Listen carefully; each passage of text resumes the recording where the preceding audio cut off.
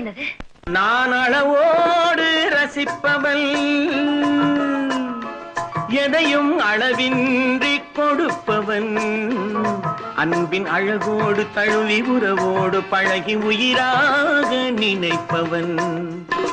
நான் அளவோடு ரசிப்பவள்,